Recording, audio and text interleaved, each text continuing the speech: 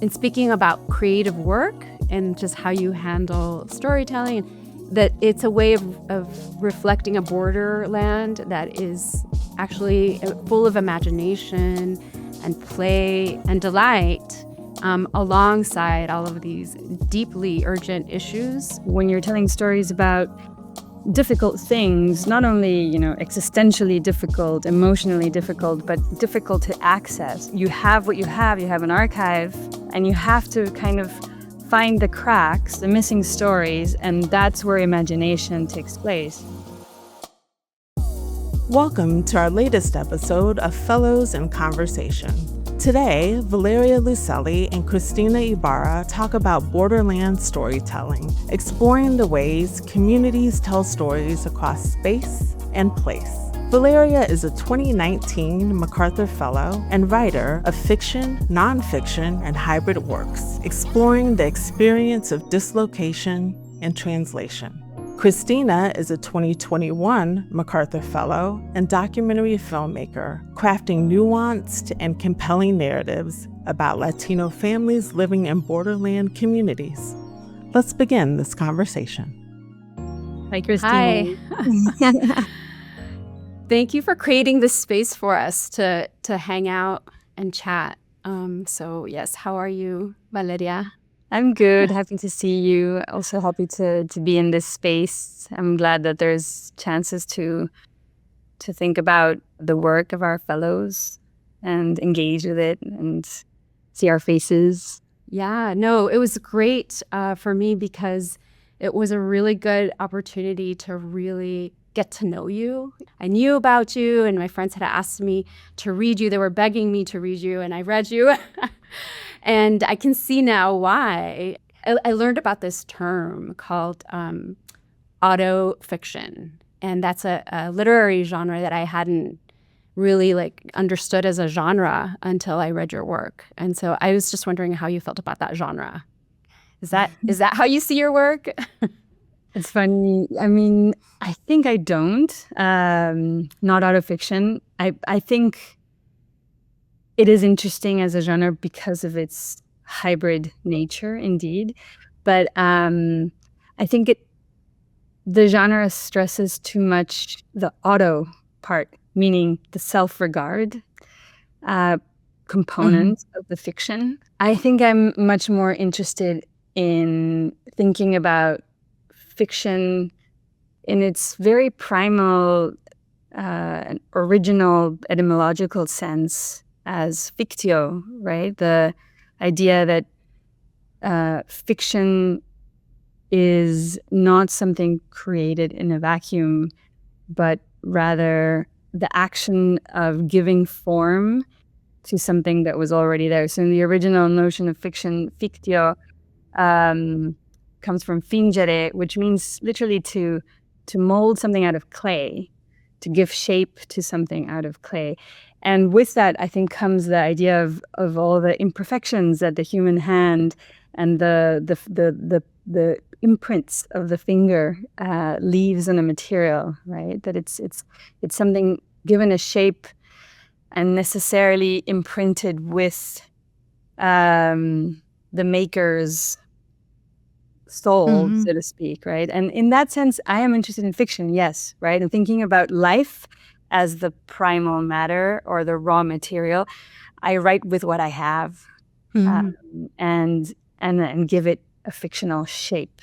So out of fiction itself is not so interesting to me, but really more the question of how we give shape to life, given the narrative instruments we have at hand, and the hybrid nature of it too. And I think something that has interested me also always about your work is the hybrid nature of the documentary. I came across your work way before I knew you were a fellow. I came across your documentary when I was doing research on detention centers after having written Tell Me How It Ends, which is about the immigration process and the asylum-seeking process. And I started researching detention centers when it became more and more clear that immigration was moving toward detention. And that's when I came Yeah. across your fantastic movie, which is documentary, but there's not an element of fiction in the sense of not true, but an element of giving shape to the lives of people with the people that you record there and that you. So I'd love to hear. Yeah. Yeah, like I really like hooked on to your sense of transparency, because like when I think about the documentary form as a hybrid form, and I think about transparency a lot, and it led me to think about transparency in the work that you were doing too, in your writing. And I was thinking, oh, there's this connection here between like how we both care about process, right? It's like you're very transparent about the process. You're telling us as you're writing about the insecurities that you're having, and that you are thinking about shaping an order. And then in documentary, at least with the infiltrators, for us, it was really important to be transparent as well in saying, okay, we want you to understand that right now we're entering a scripted land, right? It's like this is based on real deep investigation and research. Like we had to uncover all these FOIA documents through, we had to pull FOIAs, and we did really deep interviews with people that were like, really like full days. And so it was really those scripted scenes, like you're saying, like, yeah, they're true. They still feel like a documentary. But anyway, that was something that I'm getting really excited about when I think about your work. It's just like this idea of like transparency and like why, like when do you tell people that you're entering these different forms and why? Like, I guess I wanted to ask you, like, when you think about that in your writing, like, is that, I guess I was asking myself this question. I was thinking to myself, is this real? Like, did this really happen to her? Or is this like because she wants to tell a story, And I thought, at the same time that I'm asking myself that question, is like, who cares? Like, that's not even the point of like what she's writing about. So like, Yeah, but I think the mind goes there. Like we want when we're reading, we want to know. I mean, I'm a writer who plays with that, but still, as a reader, I want to know where the limits are, where the border between truth and fiction. Even though, again, I don't believe in the distinction as a writer. As a reader, I want to know.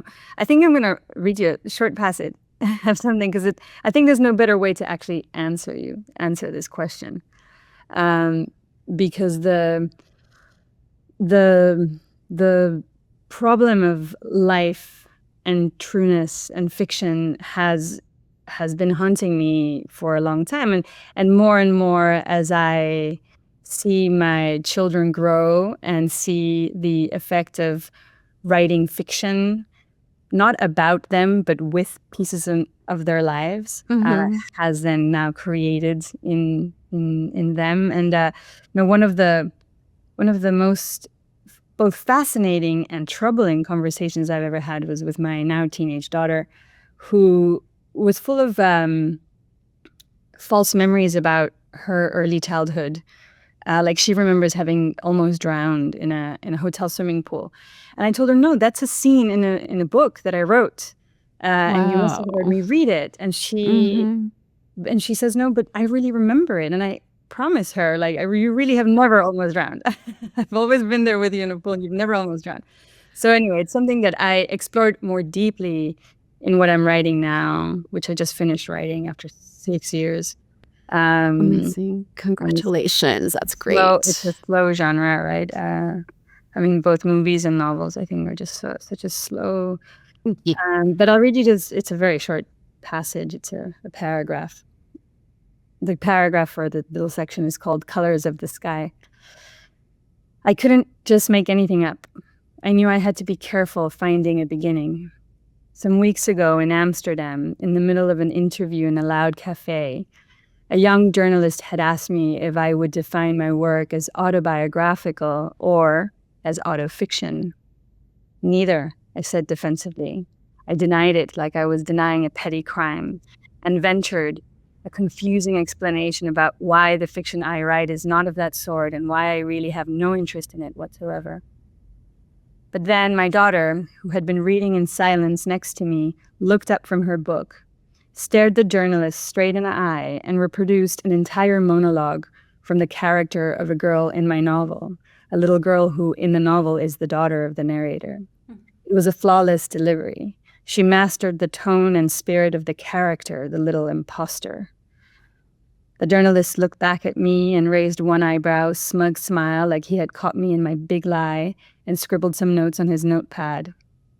How was I to explain to him that my daughter was in fact impersonating the character, that she had learned the lines, that she was imitating me and not me her? How was I to say all this and not have both of us, mother and daughter, sound concerning? Wow. So, I mean, So that raises a lot of questions around, false memories, and appropriating somebody else's life. story. Yeah. I can't wait to read your next book. You're pursuing defining your writing style in the book as well, right? It's like do you feel like that's not only the writing style, but I think the way our relationship to our work changes over time as we grow older. I think a lot about the relationship to writing, and how the question comes up, how can that relationship be one that's sustainable, that's fertile, that's not toxic or self-mining. I think for so many years when I was younger, I thought of writing as a process of plundering, of self-plundering, that I think made me very exhausted in my mid-30s. And the last 6 years have been for me a lot about reinventing the relationship to making, to working, and finding a much more luminous connection with that, a much more pleasurable connection. How do you think your work has shifted over time in this particular sense as a personal relationship? It's something that resonates with me too, that idea that your relationship to your work is changing, because you used to think of it as more of in a more critical way, and we're like really like perhaps judgmental about the way that you approach certain relationships. I don't know, I feel like I connect with that with the infiltrators in any way. I'm not sure if I'm putting words into your mouth, but with the infiltrators, I remember that point in the filmmaking process where, I've been used to making very traditional documentaries until then. Mm-hmm. And so we have this film that's centered around this one event that happened. And we then had to turn to scripted form to really understand the story, because there was no other way. Like, how do you tell a story where you can't see, you're not supposed to see what you're documenting? Yeah. And so it's like, okay, we experimented and explored with different ways of bringing it to life. So we settled on actors in scripted form. Mm-hmm. And the reason we settled on that is because of the footage. Like, we were watching our protagonists, and we saw Vidi as she, one of our characters. She was, pretending that she was acting, right? And so we thought, okay, they're already using that, like taking leadership from them in terms of like creative leadership led us to this idea of like, okay, let's do a scripted scene. And then when we realized we had to do a scripted scene, we had to write dialogue. And it's like, wait, are we in a documentary? Like, we're scripting dialogue that, these stick figures were speaking to each other because we didn't have actors. It was just like, we're just exploring. And so that relationship to memory really became pivotal in our process, because we were thinking about, what are the scenes that we need to tell the gaps in the story. In order to do that, we had to write dialogue and use actors. So now it turns out we have to show this rough cut to the protagonist in the film, which is something you never do in documentary. You're not supposed to show your rough cut to your protagonist. And so it's like, okay, so we're we're kind of breaking tradition here. But we had to do that because of that idea that we're like, okay, so we're taking a real event, real life, and we're having to come up with the words that we think they said. And so we had to do these. First, we had to get buy off for saying, our protagonists had to say, okay, we understand what you're doing. We that's okay. You can do that. They had to agree, and then we ended up doing these memory workshops with them. And so this idea, like going back to your daughter, it's like this idea of like, did this, we knew this really happened because we have the FOIA documents. So it's not a question of did this really happen or not, but it was a question of like, how did it happen and whose perspective are we in? We have the government's perspective of what happened, but what is yours? And they were really it was really wonderful to, it was a way of playing. We were in a sense in a playground with them. It was really fun. It sounds like basically that maybe we both do documentary fiction, but not in the sense that you do documentaries that are not real. Is just that, again, sort of going back to that notion of fiction is like, how do you take the raw material of life and give it a shape so that you can tell a story with it? And I think, particularly interesting in your case is that when you're telling stories about difficult things, not only, existentially difficult, emotionally difficult, but difficult to access because you're trying to delve into spaces that are themselves hermetic and secretive and just full of dead ends, like a detention center or like like the process of immigration. And there you have what you have. You have an archive, right? Or you have cases and FOIAs,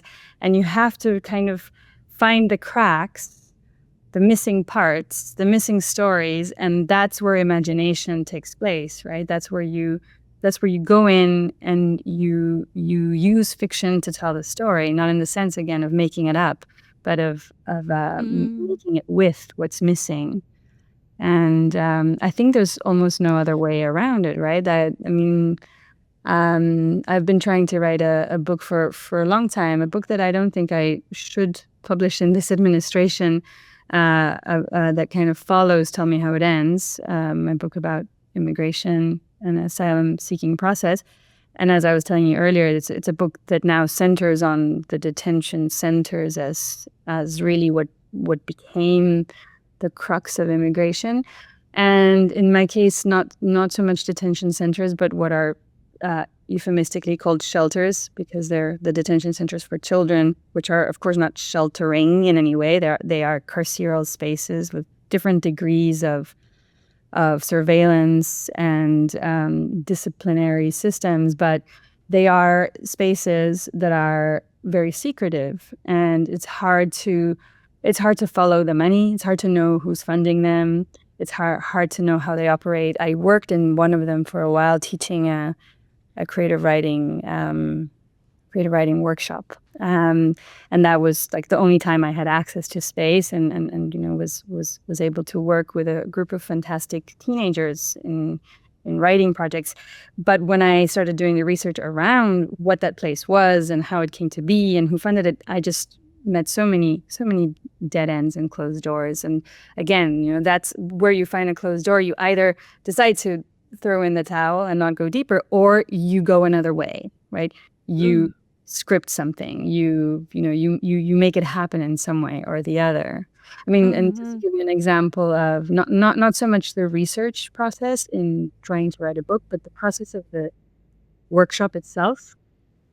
We were told that we weren't allowed to do many things. So we weren't allowed, for example, to publish anything about the place, or we weren't allowed to ask the girls to write anything about their immigration process or story, because, and that was to protect them, actually, was because if they wrote anything, even if it were fiction, it could constitute evidence against them in a deportation case, right? Even if it was fiction. And so there were, limits like that, but also limits to their work then circulating outside the detention center space. And so and on one occasion, what we decided to do, and it worked kind of beautifully, was to take just loose lines from things that they had written, write them down in our journals. So we weren't taking the work out. We weren't supposed to take the work out of the content. And then we circulated those lines to a singer-songwriter who, and this was in a project that I worked with Natalie Diaz on. And so we gave those lines to a singer-songwriter, and the singer-songwriter composed these beautiful songs with those lines. But then those songs were recorded, and what we were able to do was to bring the songs back into the detention center so that the girls were able to hear their lines, but in a different form. Now they were music. And that was, I think, that felt to them like a good circle, or a good circulation back of their own work. But that sounds so powerful. It was a really beautiful way to go around the many obstacles, right? It's like, again, it's fiction. And this is where like fiction comes in. It's like, okay, you can't do this, you can't see this, you're not allowed to open this, right? So what do? You circumnavigate.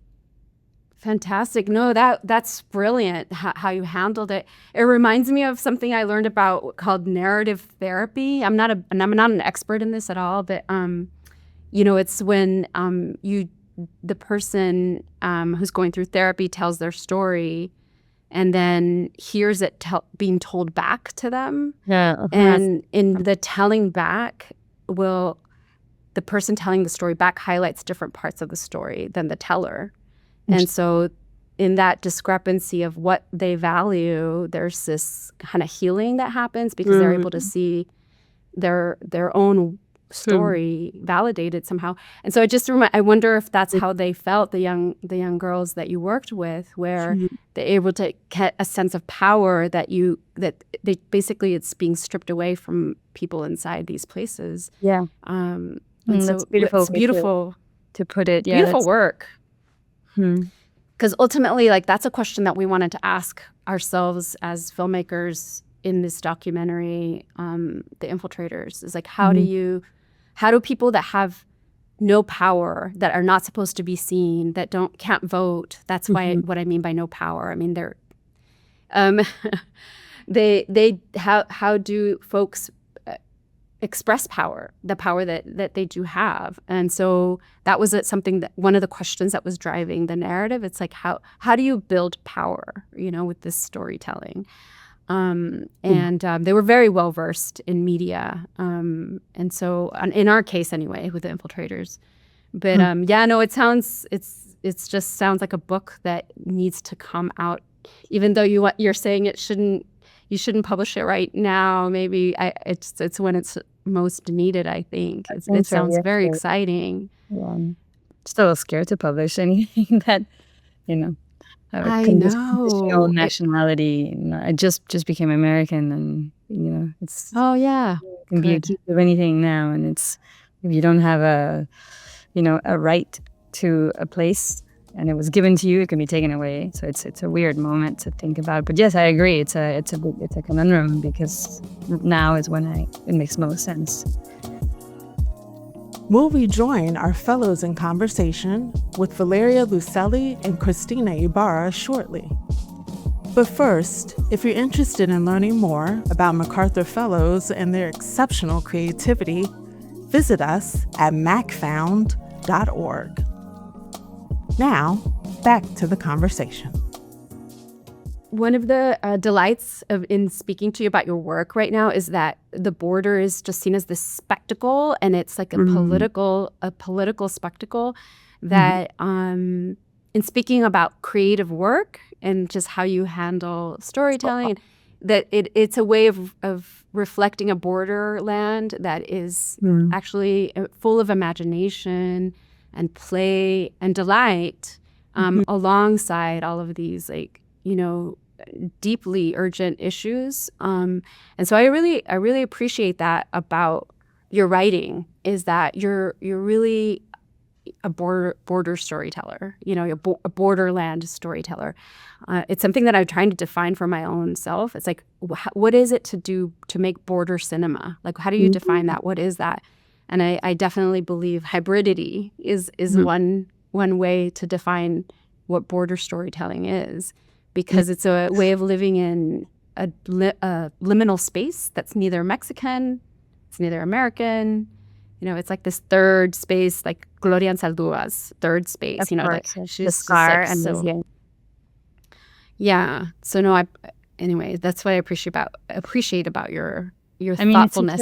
It's such a fascinating, difficult, and important place to think about for so many reasons, right? The border, and in a very personal way, the border just has always been very important to me, because I have most of my maternal family ended up living in Tijuana, and so I started visiting the border when I was very little. We would spend Christmas in Tijuana, and the first time I saw the wall and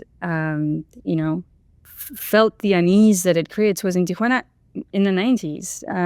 There was already a wall there. It was just an aluminum thing full of, on the Mexican side, full of crosses commemorating people who died trying to cross. And this idea that we would go to el otro lado, like we would be in Tijuana and then we would have to line and queue up with a car to cross, and this idea of vamos al otro lado, and that there were these checkpoints in the imagination, I guess, of a child was just difficult to put together. And so I guess it became from early on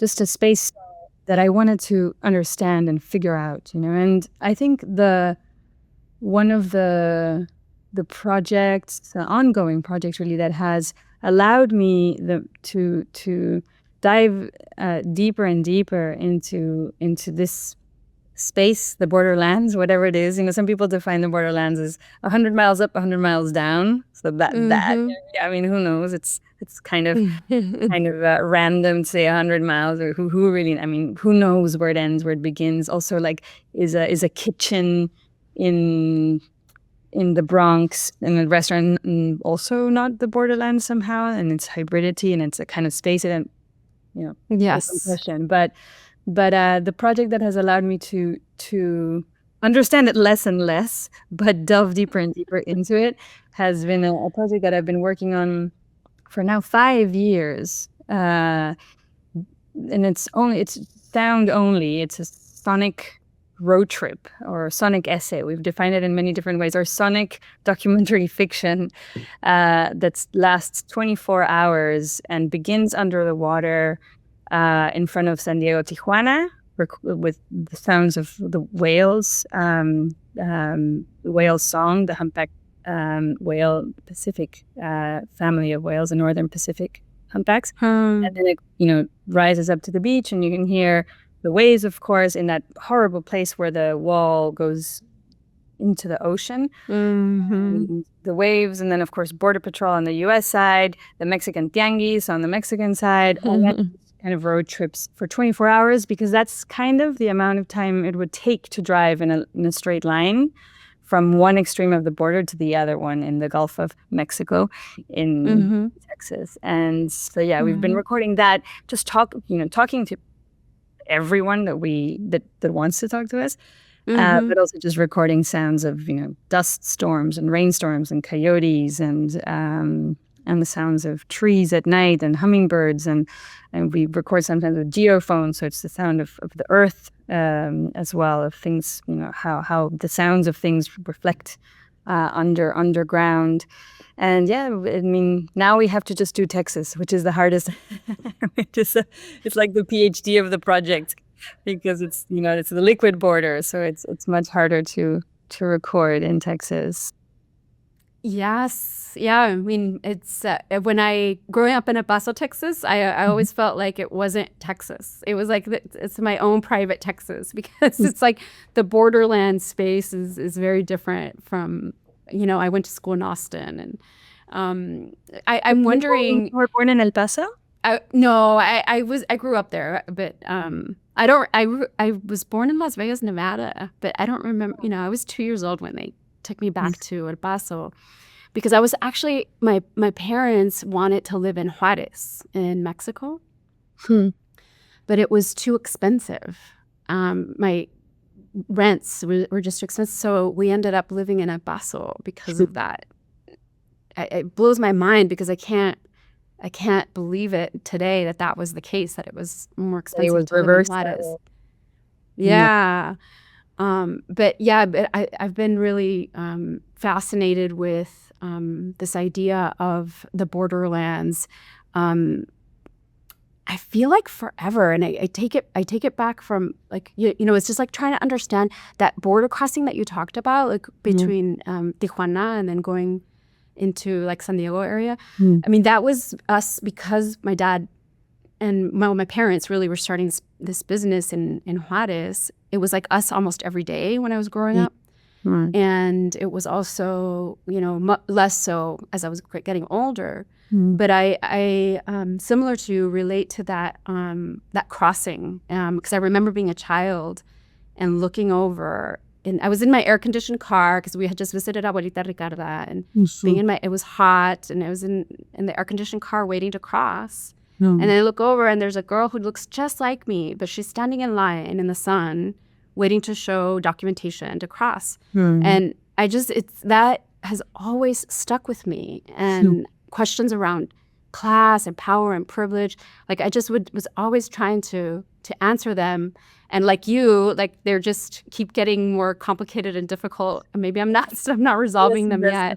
Yeah, less easy to grasp, right? It's the more you delve in. I mean, there's all these stereotypes also around the border, and the border as a profoundly violent space, for example, which it's true as well, of course, but it's not only. And one of the obstacles, I don't know if I should call it that we came across in the early stages of recording. The project is called Echoes from the Borderlands, and in the early stages of Echoes from the Borderlands, it's like we had a theory, we had a thesis almost, and that was totally wrong. And the thesis was a question, but it was a thesis, and it was like, okay, why are the borderlands so violent? And how can we discuss violence with people along the borderlands? And one of the questions that we asked in order to prompt conversations around violence had to do with fear. The question was, what are you afraid of? Right? You ask people, what are you afraid of? And we did that for a while, and it was very misleading because, then the only thing, of course, that we got back was, stories of fear, stories of violence, and then nothing back. So it's really determining, right? The way one goes into a space to document it. If you go in with a fixed idea, with an agenda, with an answer already in your head somehow, then all you hear is echoes of yourself and your questions, and you don't really allow the space and the people of the space to speak for themselves. So we scrapped that after like a year and a half, and then the questions became much more sort of on the go. I mean, often the questions we started with in conversations was just about land, about how land was. Like, can you describe the land you live in? And then actually something beautiful started emerging, which was a kind of mosaic of descriptions of land, the way people see a space. And since it's a sound project, it was, it made a lot of sense to have access to vision, but through description, through people's very particular description of space. Yeah, it's almost like a modern day version of that commission, the U.S.-Mexico Boundary Commission. Oh my God! That got after the Treaty of Guadalupe Hidalgo. Where they're like defining, okay, this is where the borderline is, but it's like a modern day version of an audio version. It sounds like a wonderful project. Have you seen pictures of that commission? It is insane. I would love to see a TV show around that commission and It like would be all an the places incredible- they had to go. It would be an incredible series indeed, like, because it was this binational commission, right? So there were Mexicans and Americans. And then it was like, okay, draw a line where there's just like desert on both sides or mountains. And one picture that I love particularly is of these two guys like atop these rocks in a jagged, very, very steep mountaintop. And they're trying to place one of the monuments, right? The milestone monuments that were designed to mark the boundary between the two countries. And it's this beautiful absurdity of these two people like on top of a mountain trying to say, well, there's a border right here. This is where it is. And then how, I don't know if you've seen like later pictures of those monuments, those milestone obelisks, but people started liking them and started stealing them. And so they had to cage them. So like in the early 1920s, although there's all the pictures of those obelisks are like caged inside these metal bars so that people wouldn't steal the border. They want to blur the line. They just want to blur the line, yeah. But you know, it is fluid because if we think about it, okay, they were fixing the border, right? But like fixing the line. But then there's the chamizal story, right? Where it's like, you know. Yeah, you should tell. It's a very... so like the river was marking the border. That was the idea in the treaties, right? That between the two countries, like because of the border is defined by the Rio Grande. But then what happens when the Rio Grande shifts its current, and then all of a sudden it's like a house that was living in Mexico is now all of a sudden in the U.S. or vice versa. And so so there's a strip of land that is the chamizal, which was consistently shifting like that until finally, I think it was Kennedy. Like really late in the 60s, yeah. He's like, you know what? Like, let's just decide. And so there's this monument to the chamizal because he was then saying, okay, this territory is now Mexico, and this this is the United States, which in effect left less territory in the United States. Yeah, and that's why a lot of Mexicans in a bustle love Kennedy. Yeah.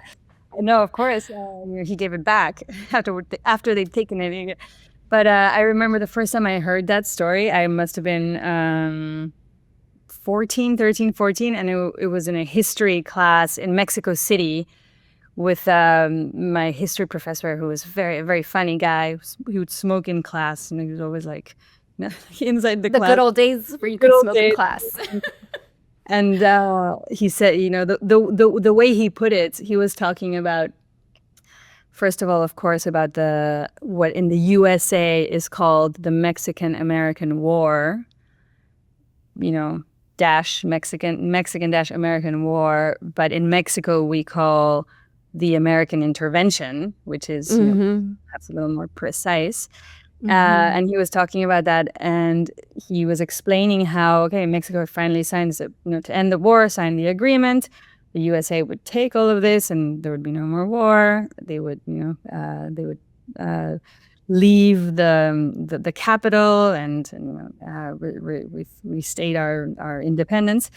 But then, in the marking of the border, the Rio Grande, Rio Bravo, not only changed courses, which is what you were saying, but it changed courses in favor of the U.S. No, so he was like, of course Mexicans lost. That's just it's written in our history that it's like a defeatist history, kind of just ingrained in our story. He told it with a sense of humor, but of course, it also stuck with us. And I think with the students, they're like, what do you mean? Like, all this from us, but then also we lost more, just bad luck. How can it be? So the chamizal story is one that gets told in Mexico. I love that you're reminding us of like the differences between like in translating, there's this perspective also that gets imbued in the translation, like with this idea of the intervention versus like the U.S.-Mexico War. So I took my our kid, she's 10 years old, to the Museum of U.S. interventions in Mexico. And it was interesting to have that conversation with her. It's like, yes, this is just how the name that is used in Mexico, because this is a perspective, and the perspective of the U.S., you have this other perspective. And so to raise her with this idea that you have these like two perspectives, and they can blend or they can borrow from each other. And it's really that tension doesn't have to be negative. It can be a creative tension. Absolutely. Like Spanglish, which is something that I love about the border. And I was wondering, there is the meeting of the two countries in its most positive way. The way that the languages clash and are in tension and mixed and contaminate each other. Yes, I remember going to Mexico and somebody asked me it was a film festival, and somebody asked me, what does your dad do? Like what? And so I said, he has a yonke. And they were like, what? And I thought, he can't hear me. So I said it louder. He has a yonke. He's like, what? And I was like yelling, I told you he has a yonke. Can't you hear me? And my partner nudges me. He's like, doesn't know what a yonke is. Well, I have to say, I don't know what a yonke is either. So here we go again. There we go. It's circular. It's circular.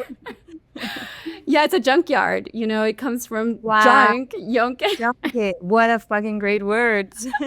That's incredible.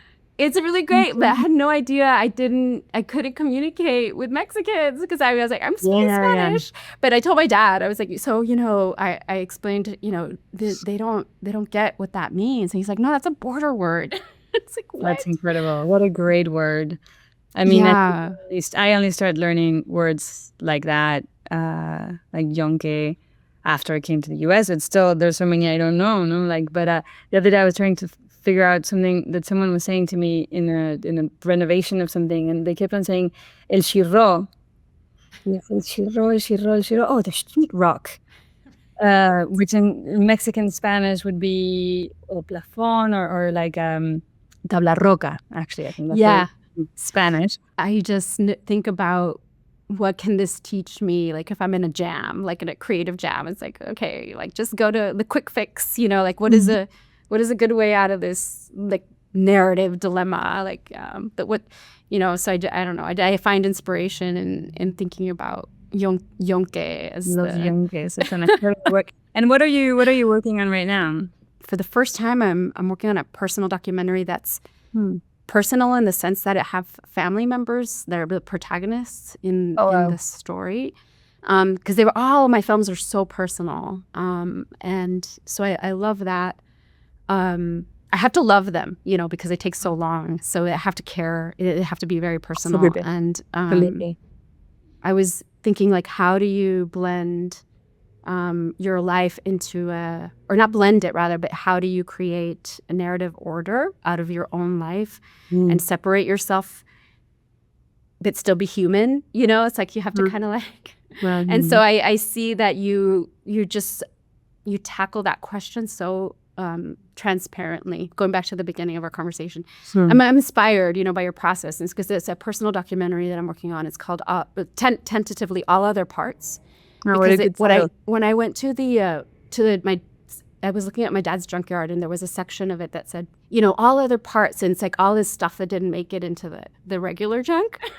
That's like ready to sell. Not that he has it anymore. He's now selling cars. It's like, it's evolved his business. But so I thought to myself, that's really a mess over there in that all other parts section. So I love that idea. I love that title. What a beautiful concept. I want to look up what that would be, like what sign would be up in a Mexican junkyard. I kind of let me know. Wow, that and then it also reminded me of something that a very peculiar, very interesting Mexican politician from the early 2000s who died very young. So unfortunately, he tried to do good for a while, and he was actually the Mexican ambassador to the UN during the Iraq War, and he disobeyed the Mexican president, who asked him to vote in favor of the U.S. going to war, and he voted against, and so he was fired. But he had this phrase that became kind of very popular in Mexico, where he described Mexico as the junkyard of the United States in the way that the U.S. treats tree to Mexico. This idea of, just fling your Mm-hmm. fling what's all the other parts, fling everything that we're not going to use. Yeah. But that Amazing. idea became a very ingrained idea, I think, in the Mexican psyche of somos el patio trasero de Mm-hmm. Estados Unidos. This idea of Mexico being all the other parts of the United States is something I'm definitely going to look into. And I'm just curious now, what is it that you are working on?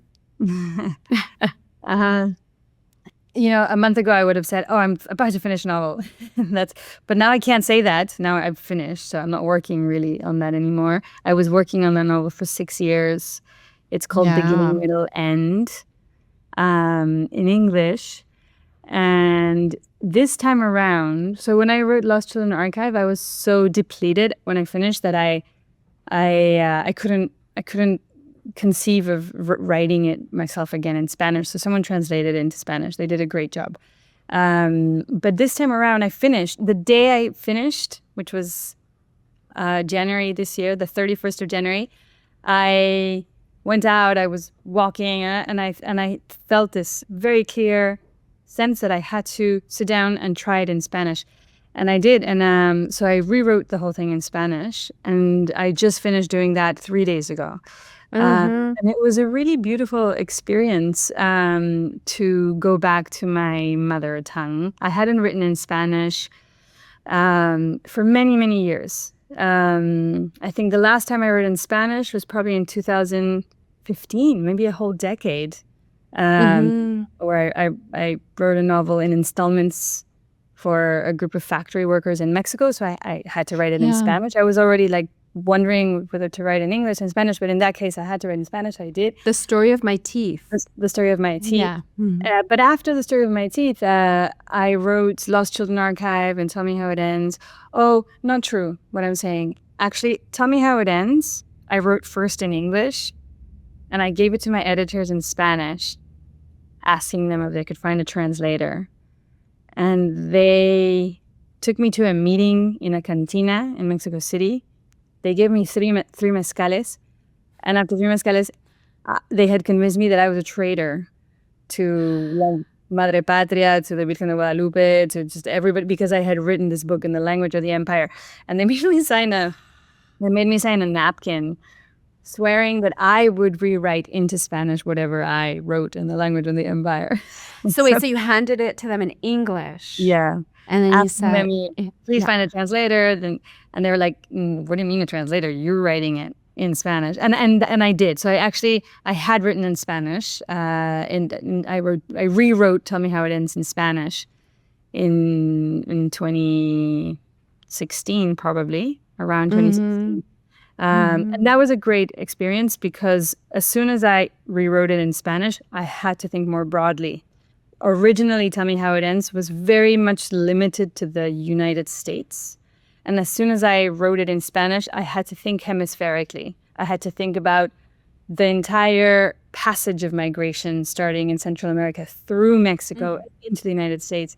And the Spanish version of that picked up the story hemispherically. And then I retranslated, with the help of a young translator, retranslated that into English. So the book is an amalgam. The book, Tell Me How It Ends, is an amalgam of Spanish and English, or of English having gone through the passage of Spanish.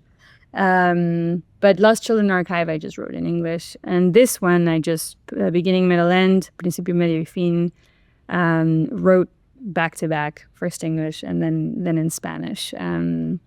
So I'm just done with that. And I'm just living the horrible feeling of the enormous abyss that opens up when you finish a big project where you're like, and now what? Yes. Well, it's very exciting. I mean, I have 5 more questions based on what you said, but I know that we have to wrap it up. So I'll save them for later because I do want to keep talking to you. And just putting it out there is maybe now is the time to think about cinema, documentary. It's you don't know what's next. Maybe you've done sound. I don't know. It's such a hard. I mean, I would not know how to begin even writing a script. I find it such a difficult genre. Well, I'm gonna catch you with some of your. I hope you do a book tour, and that I get to catch you. Are you I would gonna love start that. that soon? Not soon, because publishing takes a long time. So it'll probably be published sometime next year, 2026. Okay. So it'll be a while. But yes, we absolutely must meet in person. Yeah. Let's continue this in real life. I agree. To learn more about Valeria and Cristina's work, you can visit their websites. The MacArthur Fellows program identifies and supports extraordinarily creative individuals with a track record of excellence who demonstrate the ability to impact society in significant and beneficial ways. To learn more, visit us at macfound.org.